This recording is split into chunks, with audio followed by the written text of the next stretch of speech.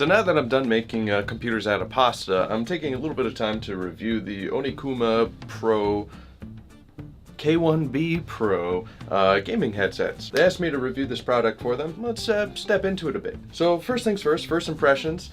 The desert camo look is definitely a very specific look that you must be like, you know, after. They have a different type, but they both are camo. The other one is like a grayish blotted type camo. It's different. They say it's for immersion, but it has a nice soft, what would you call it? Like the velvety plastic? I forget what it's called, but it's like the softened plastic, and it's nice to the touch. It's good. The build, it's pretty flexible, so I mean, I don't think it's really going to be breaking, unless you're trying to, or you sit on it maybe. I don't know. Should I do a sit test? Probably not. Let's get to the end first. The cushions, they're good. They're cushy. This fabric is pretty good, but I feel like there's been some others that are softer that would be a little bit nicer, because if it's rubbing, then eventually you'll feel it a little bit, but it's not too bad. But there's definitely enough cushion there. The biggest first impression that I had about these things is just that these are some chunky boys.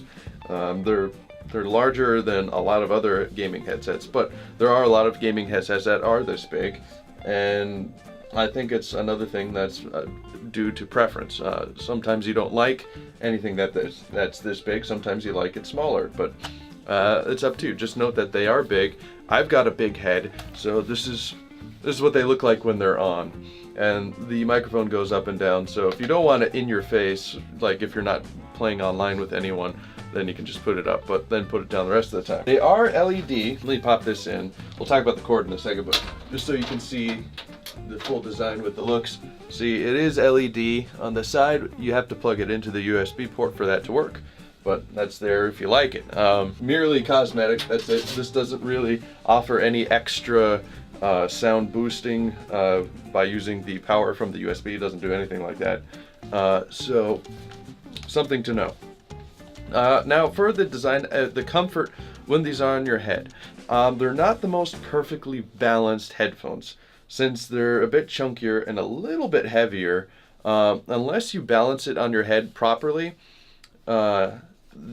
there's potential for a little bit extra pressure in some points than the other. It's not terrible. I'm just explaining everything to it. So you can find a good resting position that applies pressure evenly, and then you're fine, and then you probably won't even notice it on your head.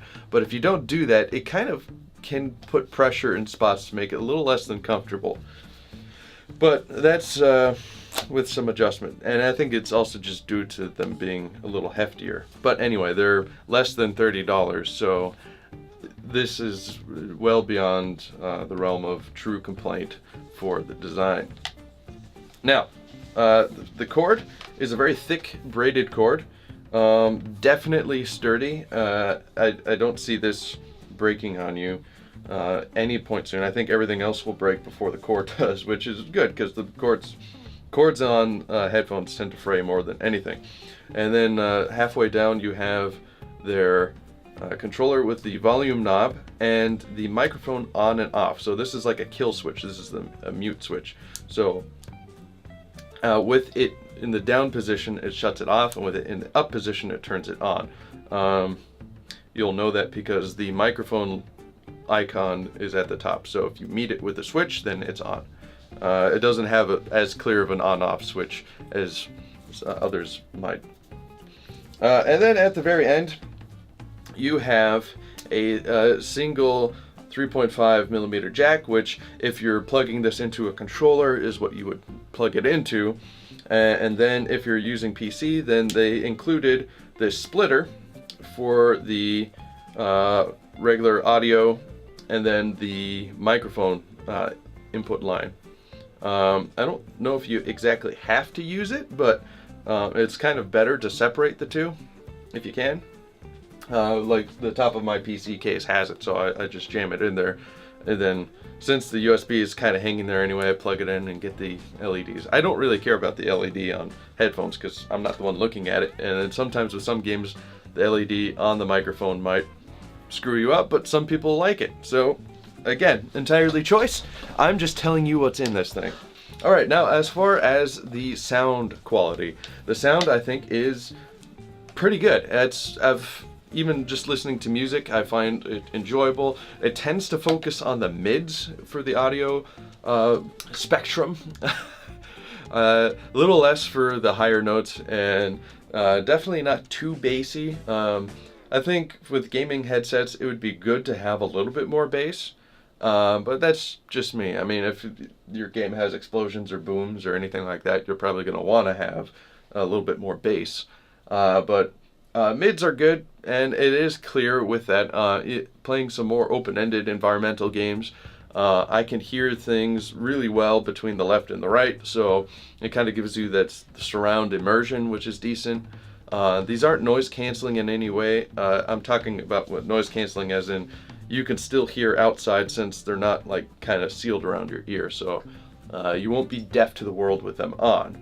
But there are some noise canceling features which are more software side, because you can kind of turn those on and off with whatever software you're using, whether it be Discord or whatever gaming thing. I don't know how much hardware wise it's using it.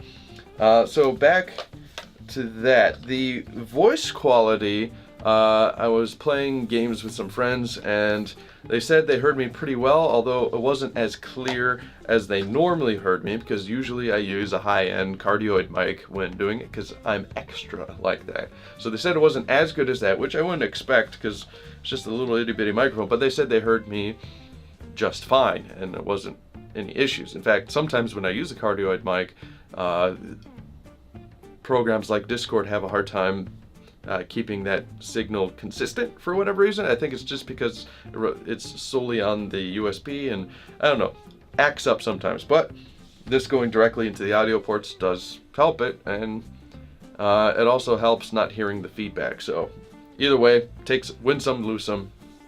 It's been decent. Now, sometimes you are 100%, if you're using it on PC, going to have to use whatever software mixer you have built in, because there's a few things that get tweaked on and off with this headset. So you're going to have to check to see which works, because sometimes when I plugged it in originally, all I heard was a huge amount of noise in here when the microphone was turned on, because it didn't have the software side for the noise suppression and things like that. So if you have troubles right away with it, go in there and tweak a few things and see what settings you need to leave it at in order for it to work properly.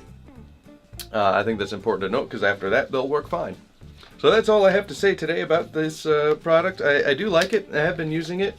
I think for the price it makes a pretty good buy.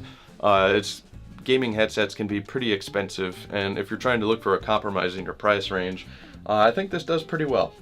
And if you want to buy it, it's in the video description if you want to buy it, so there's that. Okay, I'll see you later now.